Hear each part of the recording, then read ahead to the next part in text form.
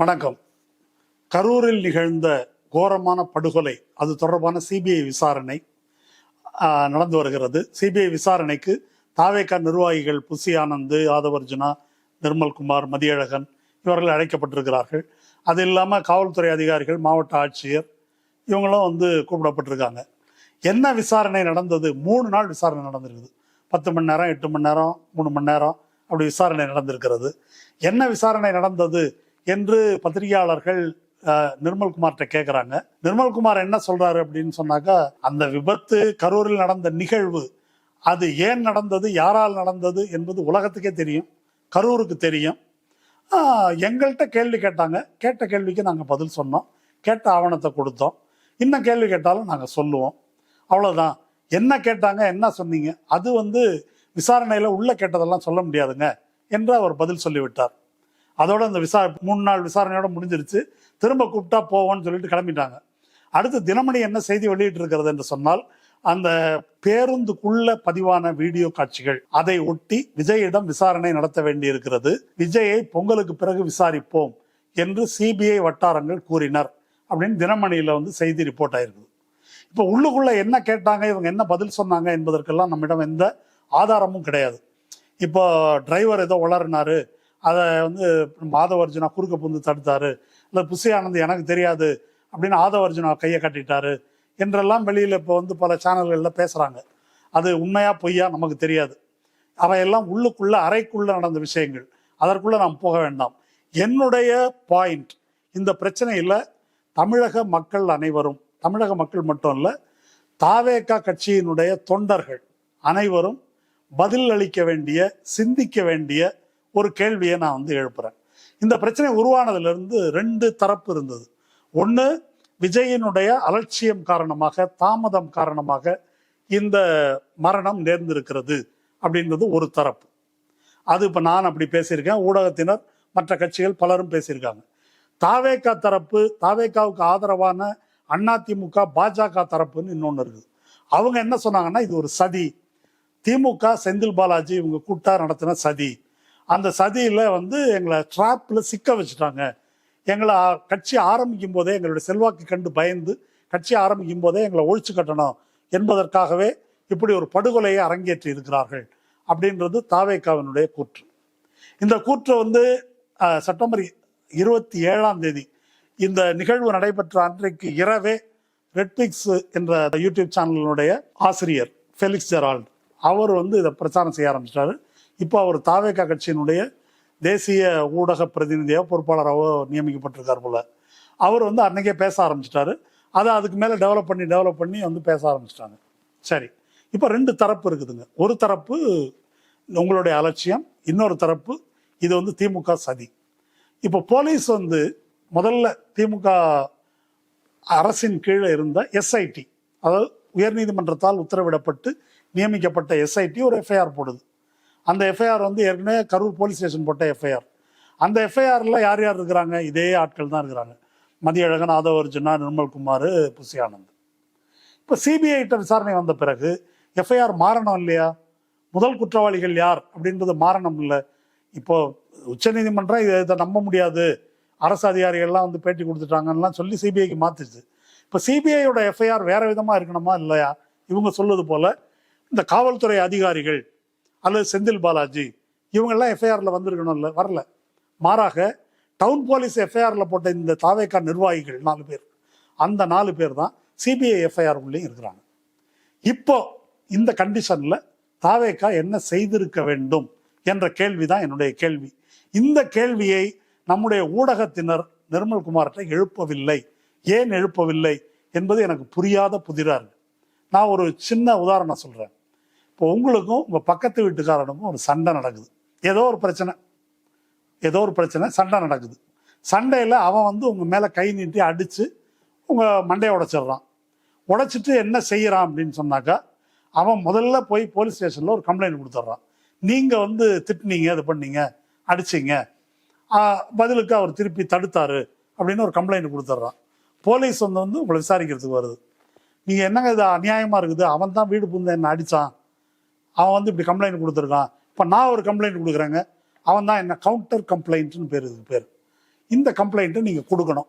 இது அன்றாட வாழ்க்கையில் எல்லோரும் செய்யக்கூடிய ஒரு காமன் சென்ஸுக்கு தெரிந்த விஷயம். இது அப்படியே கரூர் நிகழ்வுக்கு பொருத்தி பாருங்க.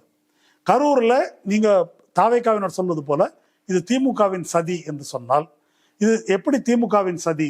இது மாதிரி லைட் ஆஃப் பண்ணாங்க, அடையாளம் தெரியாத நபர்கள் கழுத்தில் துண்டை போட்டு இருக்குனாங்க, பொடியை தூவுனாங்க, என்னெல்லாம் சொன்னாங்களோ அதெல்லாம் எழுதி, இதெல்லாம் கோர்ட்டில் கூட சொல்லியிருக்கிறாங்க இவங்க, ஹைகோர்ட்லேயும் சுப்ரீம் கோர்ட்லேயும்.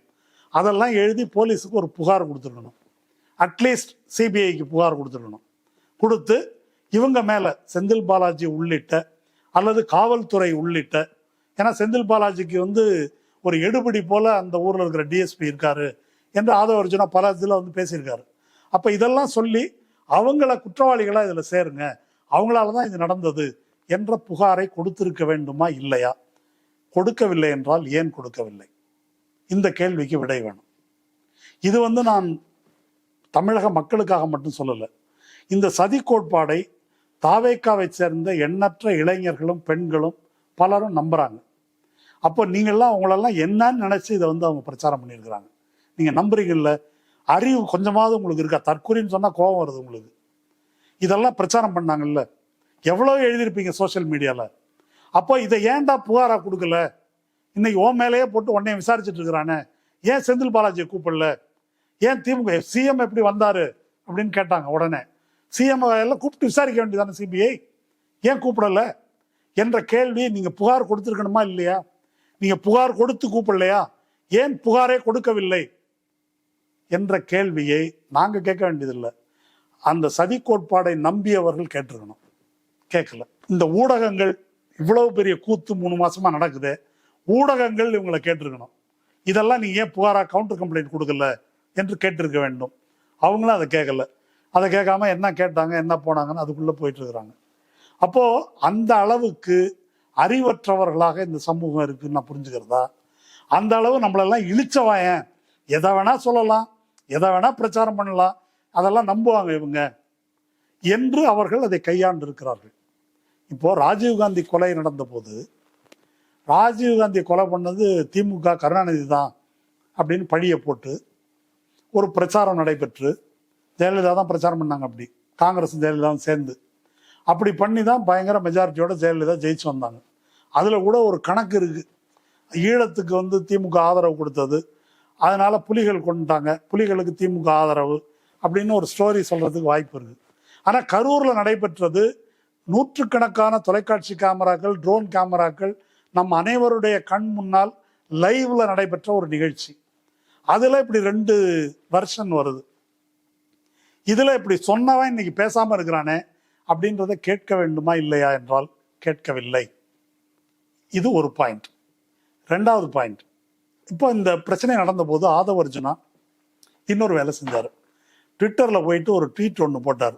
எங்க ஆளுங்க இந்த சதி கோட்பாடுகளை பரப்பக்கூடிய ஒரு சிலரை கைது பண்ணியிருந்தாங்க, எங்க ஆளுங்கள்லாம் கைது பண்ணி பழி வாங்குறாங்க, இந்த நாட்டில் ஜனநாயகம் இல்லாமல் போச்சு, சர்வாதிகாரம் நடக்குது, அதனால நேபாளம் போல பங்களாதேஷ் போல புரட்சி வரணும் அப்படின்னு ஒரு ட்வீட் போட்டார். போட்டு 1/2 மணி நேரத்தில் எடுத்துட்டாரு. அப்படி ஒரு ஜென்சி புரட்சி வரணும்னு இவர் போட்டதுக்காக போலீஸ் ஒரு வழக்கு பதிவு செய்தது. அந்த வழக்கை எஃப்ஐஆர் போட்டாங்க இவர் மேல. அது ஒன்றும் பயங்கரமான செக்ஷன்லாம் இல்லை, ரொம்ப சாதாரணமான செக்ஷன். அந்த எஃப்ஐஆரை குவாஷ் பண்ண வேண்டும், அதாவது முதல் தகவல் அறிக்கை என்ற நிலையிலேயே அந்த எஃப்ஐஆரை ரத்து செய்ய வேண்டும் என்று சொல்லி இவர் நீதிமன்றத்துக்கு போறாரு. உயர் நீதிமன்றத்தில் போய் வாதாடி, நான் ஒரு டம்மி பீஸுங்க, நான் சொன்னதெல்லாம் சீரியஸாக எடுத்துக்கிறீங்க, அதெல்லாம் ஒன்றும் நடக்கலை, இல்லை, அப்புறம் என்ன விட்டுருங்க என்னைய அப்படின்னு வாதம் வைத்து அந்த எஃப்ஐஆரை குவாஷ் பண்ணிட்டார். நீதிமன்றத்தில் அவர் வச்ச வாதங்களை கேட்டாக்கா இதாக இருக்கும். ஒரு அறிவுள்ள மனுஷன் சரியா சொல்றான், அல்லது மனநிலை சரியா இருக்கிறவன் சொல்றான், தைரியம் உள்ளவன் சொல்றான்னா அதை சீரியஸா எடுத்துக்கணும். என்ன மாதிரி ஒரு ஆளு நான் சொல்றதெல்லாம் ஒரு பாயிண்ட்னு கருதி எனக்கெல்லாம் கேஸ் போடுறீங்களே ஐயா, இது நியாயமா அப்படின்னு சொல்லி அவர் வாதம் வைத்து, சரி இறக்கப்பட்டு உயர்நீதிமன்றமும் அவரை எஃப்ஐஆரை கிராஷ் பண்ணி விட்டாங்க. சரி, இப்போ நான் கேட்குற கேள்வி, ஆதவ அர்ஜுனா மேல சாட்டப்பட்ட அந்த குற்றச்சாட்டுகள் ஆதாரமற்றவை, பொய்யானவை அப்படின்னு சொல்லி அந்த எஃப்ஐஆரை கிராஷ் பண்ண சொன்னீங்கல்ல, இப்போ சிபிஐ உங்க மேல போட்டுக்கிற எஃப்ஐஆர் இருக்குல்ல, இந்த எஃப்ஐஆர் என்னங்க சிபிஐட்ட கொடுத்தா நீங்க செந்தில் பாலாஜியை விசாரிப்பீங்க, போலீஸை விசாரிப்பீங்க, திமுக காரங்களை விசாரிப்பீங்கன்னு பார்த்தா திரும்ப எங்களே கூப்பிட்டு விசாரிக்கிறீங்க அப்படின்னு சொல்லிட்டு இதுக்கு ஒரு எஃப்ஐஆர் குவாஷ் நீங்கள் போட்டிருக்கணுமா வேண்டாமா? ஏன் போடலை? ஆதவ அர்ஜுனா தன்னை விடுவித்து கொள்வதற்கு எஃப்ஐஆர் குவாஷ் போட்டு உயர்நீதிமன்றத்தில் விடுதலை பெற்ற ஆதவ அர்ஜுனா தாவேக்காவை இந்த குற்றத்திலிருந்து விடுவித்துக் கொள்வதற்கு ஏன் எஃப்ஐஆர் குவாஷ் போடலை? இதற்கு என்ன பதில்? இந்த ரெண்டாவது கேள்வி இது. இந்த கேள்விக்கு அவர்கள் பதில் சொல்ல வேண்டும். இந்த 2 கேள்விக்கு அவர்களிடம் பதில் கிடையாது. ஏனென்றால் இவங்க அரங்கேற்றி இருப்பது ஒரு நாடகம். இந்த நாடகத்தில் நம்ம சிக்கி விடுவோம் என்பதனால் இவர்கள் உடனடியாக டெல்லிக்கு ஓடினாங்க. நாள் அதிகமாயிடல, நீங்கள் கொஞ்சம் நிதானமாக 3 மாதம் முன்னால் தான் இந்த சம்பவம் நடந்தது. செப்டம்பர் 27 என்ன நடந்தது அப்படின்றத சுருக்கமாக கொஞ்சம் மனசில் அப்படியே கொஞ்சம் ஓட்டி பாருங்க. செப்டம்பர் 27ஆம் தேதி இரவு 7-7:30 மணிக்கு இந்த சம்பவம் நடக்குது. 10-10:30 மணிக்கெல்லாம் ஃபெலிக்ஸ் ஜெரால்டு ரெட்பிக்ஸ் சேனலில் என்ன பேச ஆரம்பிக்கிறாரு, இது ஒரு சதி, லைட் ஆஃப் பண்ணாங்க, உடனே பிரச்சனை தொடங்கிடுச்சு. அல்லது அவர் பாட்டிலுக்கு 10 ரூபான்னு பாட ஆரம்பித்தார், பிரச்சனை தொடங்கிடுச்சு. முதுகில் கத்தியால் குத்துனாங்க, துண்டை போட்டு இருக்குனாங்க என்று அவர் தொடங்கி வைக்கிறார். அதை டெவலப் பண்ணுறாங்க பல பேர், ஏறி மிதிச்சாங்க. அப்புறம் இந்த இருட்டுக்குள் ஒரு விதமான பொடியை தூவுனாங்க, மயக்க பொடியை. இப்படி பலவிதமான சதி கோட்பாடுகளை பரப்பினார்கள். லத்தி சார்ஜ் நடந்தது அப்படின்னு சொன்னாங்க, போலீஸ் உடந்தையா இருந்ததுன்னு சொன்னாங்க. இதெல்லாம் சதி கோட்பாடுகள். இந்த பக்கம் நாம் என்ன சொன்னோம், நீ சொன்ன நேரத்துக்கு வரல, 8 மணி நேரம் லேட்டாக வந்திருக்கிற, ஊர்வலமாக வந்திருக்கிற, வேனுக்குள்ளே உட்காந்து லைட் ஆஃப் பண்ணிட்டு இந்த இடத்துக்கு வந்தாதான் என்னை பார்க்க முடியும் என்ற ஒரு நிர்பந்தத்தை ஏற்படுத்தின. 50 மீட்டருக்கு முன்னாலே நில்லுங்க, இதுக்கு மேலே போனால் நெரிசல், சாவு நடக்கும் என்று டிஎஸ்பி சொல்லி தடுத்தும் கேட்காமல் இந்த இடத்துக்கு வந்தீங்க. இந்த இடத்துல உங்களுக்கு சினிமா ஷூட்டிங் திட்டம் இருந்தது என்பதற்கான தரவுகள் எல்லாம் சொல்லுகிறார்கள் என்று பல குற்றச்சாட்டுகளை நாம் முன்வைத்தோம். இப்படி 2 தரப்பு கடந்த 3 மாசமா விவாதிச்சிருக்கிறோம். இந்த 3 மாதமா விவாதிக்கப்பட்ட உண்மைகள் இப்போ நமக்கு நினைவில் இருக்கிறதா அல்லது 3 மாசத்துலேயே மறந்துட்டோமான்றதான் கேள்வி. இப்போ பொங்கலுக்கு பிறகு விஜயை கூப்பிட போறான்னு நிச்சயமா விஜயை கூப்பிடுவாங்க, அதெல்லாம் தப்பிக்கவே முடியாது. அவர் இப்போ இங்கே ஆந்திராவில் அல்லு அர்ஜுன் அந்த கேஸில் சார்ஜ் ஷீட்டில் அவர் 7வது குற்றவாளியாக சேர்த்துருக்காங்க. எஃப்ஐஆர் போட்டது மட்டும் இல்லை, விசாரணை நடத்தி சார்ஜ் ஷீட்டில் சேர்த்துட்டாங்க. இதை பற்றி நான் ஒரு ட்வீட்டும் போட்டிருந்தேன். அதாவது அந்த இதில் என்ன சொல்கிறாங்க அப்படின்னு சொன்னால், திடீர்னு அவர் அந்த தேட்டருக்கு வராரு, தேட்டரில் நெரிசல் ஏற்பட்டு ஒரு சாவு நடக்குது. போலீஸ் இங்கே சாவு நடக்குதுங்க என்று சொன்ன பிறகும் கூட அந்த இடத்தை விட்டு உடனே அல்லு அர்ஜுன் அகன்று செல்லவில்லை என்பதனால் குற்றவாளி அப்படின்னு அவங்க சொல்றாங்க. முக்கியமா இப்போ இதை விஜய்க்கு பொருத்தி பாருங்க. 50 மீட்டர் முன்னாலே ஐயா போகாதீங்க, போனீங்கன்னா அங்கே பெரிய சாவு நடக்க வாய்ப்பு இருக்கு அப்படின்னு எச்சரித்த பிறகு அங்கே வராரு. அவர் கண் முன்னாலேயே ஆம்புலன்ஸ் போகுது, ஆம்புலன்ஸுக்கு வழிவிட சொல்லி அவரே சொல்றாரு. அவர் கண் முன்னாலேயே மயங்கி விழுகிறார்கள், மிதிப்படுகிறார்கள், தண்ணி பாட்டில் தூக்கி போடுறாரு. இத்தனைக்கும் பிறகு அவர் பேச ஆரம்பிக்கிறார். இது அத்தனைக்கும் விஜய் குற்றவாளியாகாமல் எப்படி தப்பிக்க முடியும்? அதனால விஜய் விசாரிக்கப்பட இருக்கிறார், குற்றவாளி ஆக்கப்பட இருக்கிறார், அதுல எந்த மாற்று கருத்தும் இல்லை. அதனால பொங்கல் முடிஞ்சு விஜய்க்கு பொங்கல் வைப்பார்கள், அதுல ஒன்றும் சந்தேகம் இல்லை. எஃப்ஐஆர்ல விஜய் பேர் இல்லையே அப்படின்னு நீங்க நினைக்கலாம். அந்த கூட்டம் யாரை பார்க்க வந்துச்சு? ஆதவ அர்ஜுனாவையா, நிர்மல்குமாரை பார்க்கவா? விஜயை பார்க்க தான் வந்தது. விஜய் கண் முன்னால தான் அத்தனையும் நிகழ்ந்திருக்கிறது. அதனால விஜயின் பெயர் சார்ஜ் ஷீட்டில் இடம்பெறுவது உறுதி. 7வது இடத்துல அல்லு அர்ஜுன் பேர் வந்துச்சு, இன்னும் முன்னாலேயே வரும் விஜய் பேரு, இதுல ஒன்றும் எந்த சந்தேகமும் கிடையாது. இப்போ இங்கேருந்து தப்பி இந்த எண்ணெய் சட்டியிலிருந்து எரியும் அடுப்புக்கு, இதை பற்றி முன்னாலேயே நான் பேசியிருக்கிறேன். நீங்க மாநில அரசிடம் இந்த விசாரணை இருந்திருந்தால் இவ்வளவு பெரிய பிரச்சனை ஏற்பட்டிருக்காது. இப்போ நான் சிபிஐக்கு போறேன்னு சொல்லிட்டு ஒளிய தெரியாதவன் தலையாரி வீட்டில் ஒளிஞ்ச மாதிரி என்ற ஒரு பழமொழி இருக்கு. தலையாரின்னா அந்த காலத்து கிராமத்து போலீஸ், திருடா ஒளியறதுக்கு இடம் இல்லைன்னு சொல்லிட்டு தலையாரி வீட்டில் ஒளிஞ்சானா, அந்த மாதிரி போய் சிபிஐட்ட போயிருக்கிறாங்க. அங்க உச்சநீதிமன்றம் ஒரு விசித்திரமான தீர்ப்பை கொடுத்துருக்குது. அந்த தீர்ப்புல எஸ்ஐடி விசாரிக்க கூடாது, எல்லாத்தையும் ஹேண்ட் ஓவர் பண்ணணும் என்று சொன்னது மட்டுமல்ல, அருணா ஜெகதீசன் விசாரணை ஆணையம் அவங்களும் விசாரிக்க கூடாதுன்னு சொல்லிட்டாங்க. இப்படி ஒரு வரலாற்று சிறப்பு மிக்க தீர்ப்பை இந்திய வரலாற்றில் இதுவரைக்கும் நம்ம பார்த்ததில்லை. 3 சம்பவம் சொல்றேன், 3 முக்கியமான கேஸ். 1 அயோத்தியா. அயோத்தியில் 1992 பாபர் மசூதி இடிக்கப்படுது. இடிக்கப்பட்ட பிறகு அதன் மேலே ஒரு கிரிமினல் எஃப்ஐஆர் போடுறாங்க. கிரிமினல் குற்ற வழக்கு பதிவு செய்யப்பட்டு விசாரணை நடக்குது. அப்புறம் சிபிஐக்கெல்லாம் போகுது. பேரலா அதற்கு இணையாக ஒரு விசாரணை ஆணையம் அமைக்கப்படுது. ஓய்வு பெற்ற நீதிபதி லிபரான் தலைமையில் லிபரான் கமிஷன். அந்த லிபரான் கமிஷன் இதை விசாரிச்சுட்டு அத்வானியிலிருந்து இவங்க எல்லாரும் அக்யூஸ்டு, குற்றவாளிகள், தண்டிக்கப்பட வேண்டும் ஏன் அப்படின்னு விரிவான அறிக்கையை கொடுக்குது. அது கிரிமினல் குற்ற விசாரணை அல்ல, விசாரணை ஆணையத்தின் விசாரணை. ஆனால் கிரிமினல் குற்ற வழக்கு விசாரணையில் அத்வானி உள்ளிட்ட எல்லாரும் விடுதலை ஆயிட்டாங்க. ஆனால் இவர்களெல்லாம் குற்றவாளிகள் என்று சொல்வதற்கான தரவுகளோடு லிபரான் கமிஷன் அறிக்கிறது. அப்புறம் உங்களுக்கு 2002 நடைபெற்ற குஜராத் படுகொலை, அதற்கு முன்னால் நடைபெற்ற கோத்ரா ரயில் பெட்டி எரிப்பு சம்பவம், அது உங்களுக்கு தெரியும். அந்த கோத்ரா ரயில் பெட்டி எரிஞ்சதுல ஒரு மிக முக்கியமான கேள்வி என்ன கேள்வினாக்கா, அந்த பெட்டி உள்ளே இருந்து எரிந்ததா வெளியிலிருந்து எரிக்கப்பட்டதா? வெளியே இருந்து இஸ்லாமியர்கள் அதன் மீது பெட்ரோலை எல்லாம் ஊற்றி கொளுத்தி விட்டாங்க அப்படின்றது தான் குற்றச்சாட்டு. அந்த இறந்தவர்கள் பாடியை வச்சு தான் குஜராத்துக்குள்ள பாடியை ஊர்வலமாக கொண்டு போய் அங்கே மிகப்பெரிய ஒரு முஸ்லீம்களுக்கு எதிரான இன அழிப்பு நடக்குது. அப்புறம் முதலமைச்சராக அடுத்த தேர்தலில் மோடி தேர்ந்தெடுக்கப்படுகிறார். அதை விட்டுருங்க. இதுக்கு அன்னைக்கு ரயில்வே அமைச்சராக இருந்த லல்லு பிரசாத் யாதவ் ஒரு கமிஷன் போடுறாரு, பானர்ஜி கமிஷன் அப்படின்னு பேர். அந்த பானர்ஜி கமிஷன் ஒரு அறிக்கை கொடுக்குது.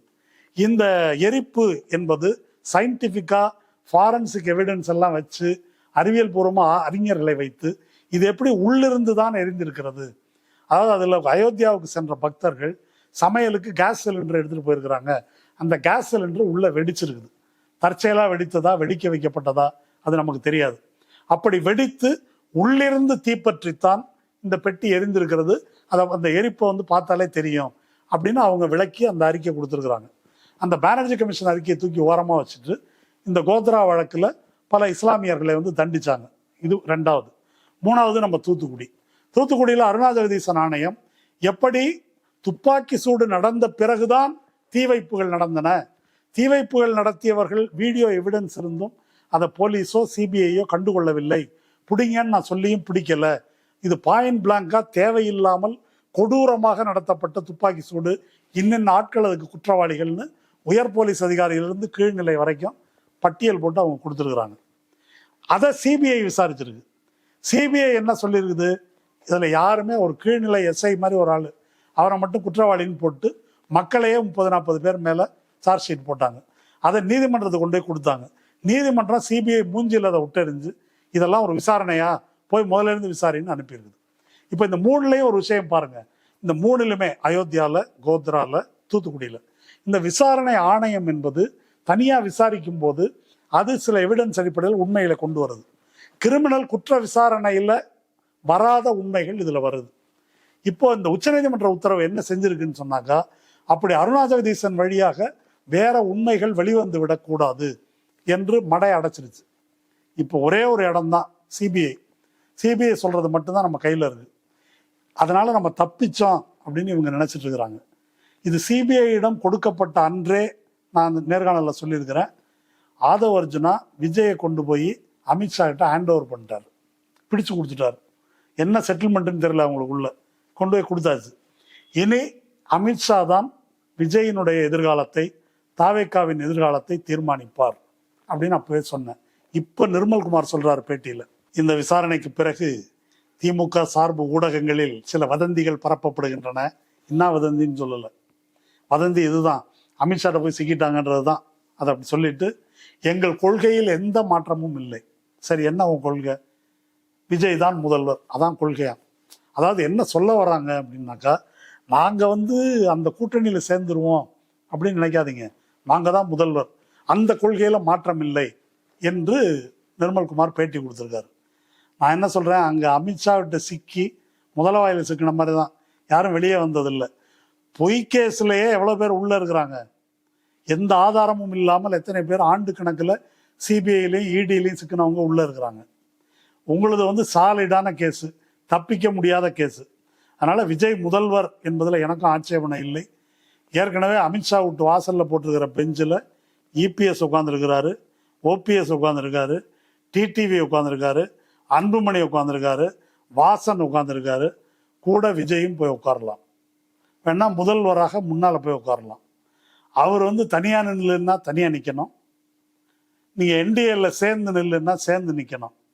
அவர் விஜய் பேசும்போது சொன்னார்ல, பிஜேபியை ஏன் பேசுவதில்லைன்னு சொன்னதுக்கு ஃபீல்டுலேயே இல்லாதவங்களை பற்றி நாங்கள் எதுக்கு பேசணும் அப்படின்னு அவர் ஒரு டைலாக் பேசினார் கடைசியாக.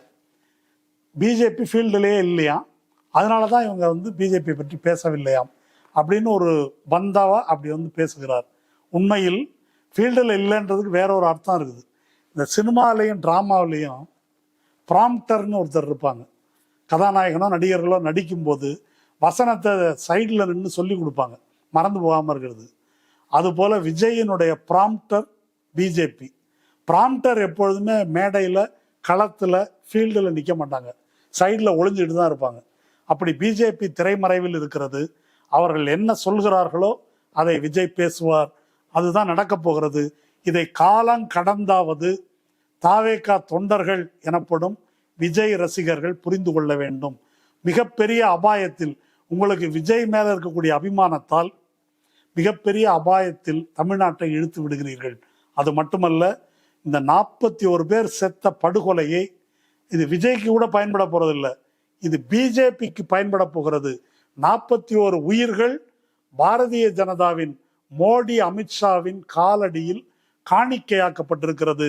இப்படிப்பட்ட பச்சை துரோகத்தை இப்போதாவது கண்டித்து பேசுங்கள். நன்றி.